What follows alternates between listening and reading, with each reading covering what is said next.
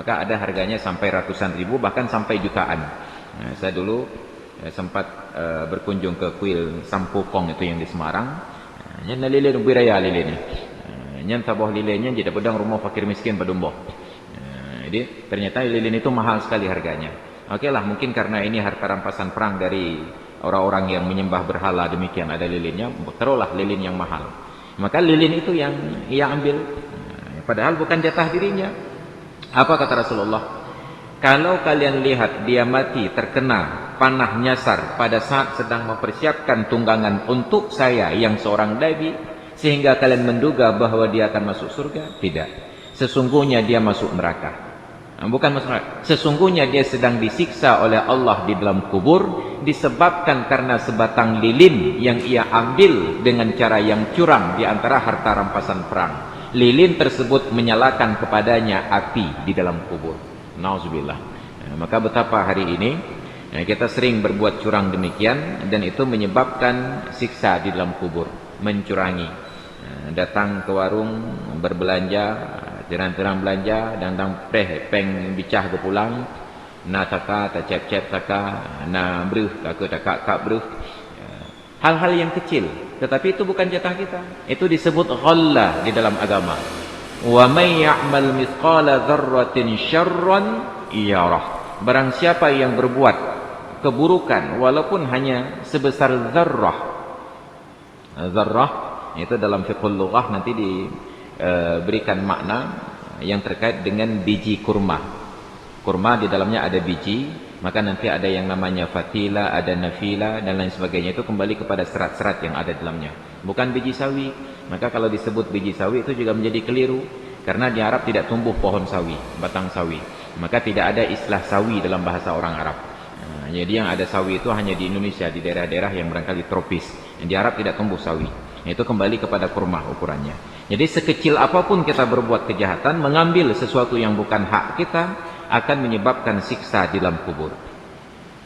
Falamma sami'a dzalikan nasu, ketika orang-orang mendengarkan ucapan Nabi tersebut, orang yang sepatutnya diduga masuk surga ternyata dibantah oleh Nabi. Dia sedang terbakar di dalam api, hanya disebabkan sebatang lilin yang ia curi dari harta rampasan perang. Bukan curi bab lain. Ini mengambil secara tidak sah dengan cara menipu, dengan cara khianat. Ja'a rajulun bisyirakin aw syirakaini ila Nabi sallallahu alaihi wasallam. Maka datanglah seorang pria membawa sebelah sandal ataupun sepasang sandal kepada Nabi sallallahu alaihi wasallam.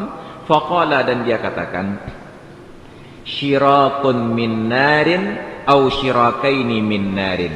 Ya Rasulullah, sandal ini dari neraka, sandal ini dari api. Kenapa? Ternyata dia juga mengambil sandal tersebut secara khianat dari harta rampasan perang. Wati silap urun jaga getari ile tibatang gelap. Ada kebiasaan kita yang demikian ketika sedang ada acara keramaian. Maaf, barangkali termasuk pada prosesi saat kita sedang menyalurkan. Sering kan kita ada kegiatan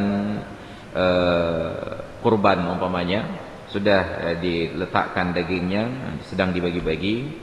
Ngejak tetera orang, alah tengok tilap rame-rame teteri yang tak berkah.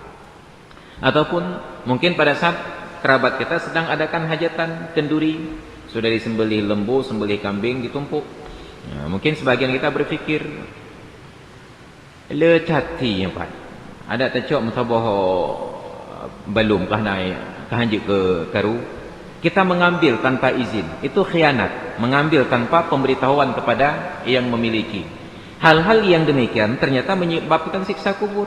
Padahal yang terjadi kasusnya ini lebih ringan lagi. Hanya sebelah sendal atau sepasang sendal, atau dalam kasus yang pertama hanya sebatang lilin. Itu pun ternyata menyebabkan siksa kubur. Maka ada hal-hal yang dalam kehidupan kita harus dilakukan verifikasi ulang, didata kembali.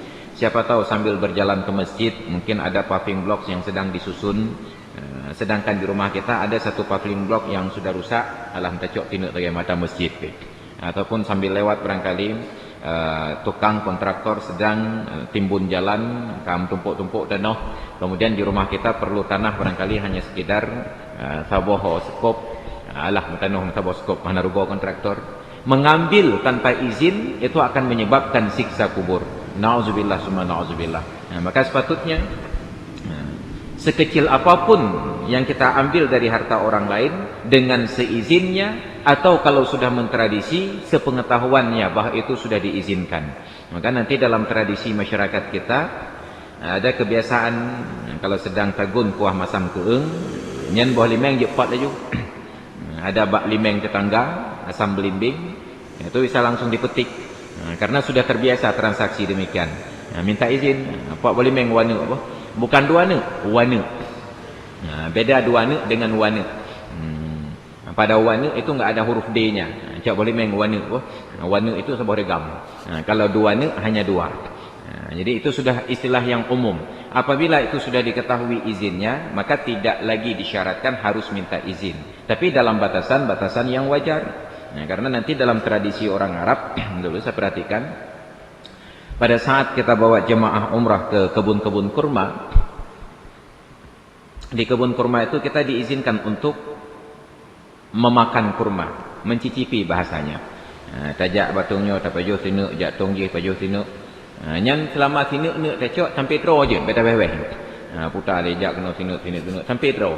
Walaupun hasilnya 1 kilo. Selama yang diambil satu, silahkan, mereka tidak akan ribut.